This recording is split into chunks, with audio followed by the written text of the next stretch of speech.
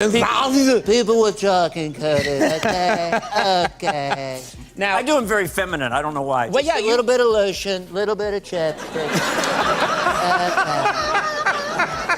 Imagine him getting a manicure. Okay, just go easy. And, you know, this administration is a rabid dog, and it's turning us upside down. And all, you know, as far as I'm concerned, it's as obvious as the nose on your face. President Xi, if they had a problem in China, but he said, no, me no like does better with the voice, I think, I must say. China president. Donald Trump just had a meltdown so epic that even the TV networks couldn't keep up.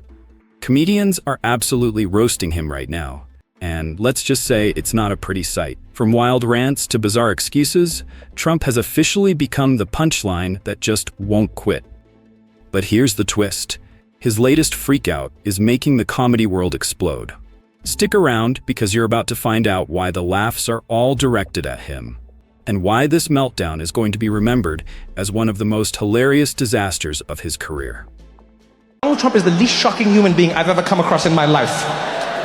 He is consistently being himself. The man is a cliched villain, looks like a villain, talks like a villain. Like he looks like he should be in a Scooby-Doo episode. What's your go-to impression? I've been working on my Trump. It's a lot of great people. Lots of great people on both sides. Excuse me. Fake reviews.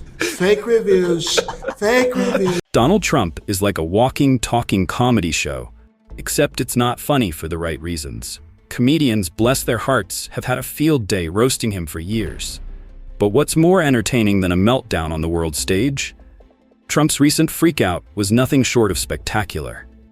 And if there's one thing we know for sure, it's that nothing brings more joy to a comedian's heart than watching someone who spent decades pretending to be in control slowly lose their grip on reality, bit by bit. Trump is like, you know, how are you qualified to be president? Because I'm good, okay? I'm so good. I know how to do it, okay? Okay. It's that moment in every bad movie when the villain finally realizes the jig is up. But in Donald Trump's case, it's more like a bad reality show where the villain is on his third temper tantrum of the season, shouting about fake news while inexplicably thinking he's winning. But this is a whole new level of embarrassment. Now, even comedians, those fine-tuned instruments of satire and mockery, are getting in on the act. And let me tell you, they're having an absolute blast. You'd think someone would have warned Trump that the comedians were getting their hands dirty. But nope, here we are, watching him melt down in real time.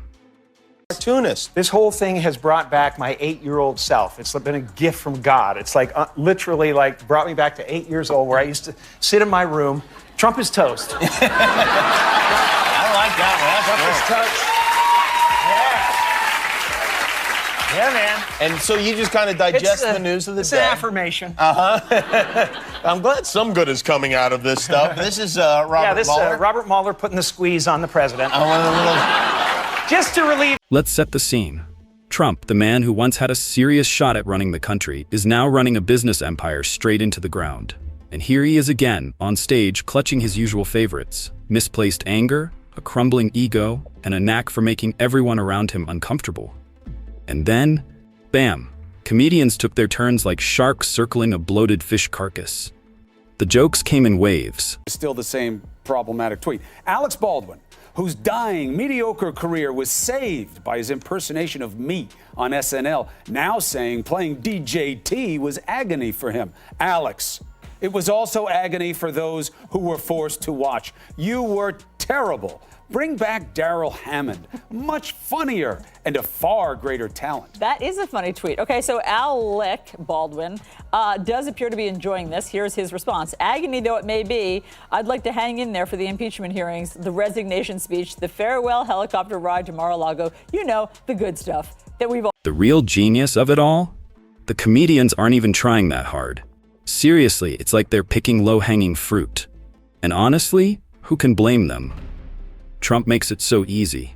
Every time he opens his mouth, it's like someone just handed them a free punchline, wrapped in a bow, and they're running with it. Why wouldn't they? It's not every day you find someone who consistently delivers content like this.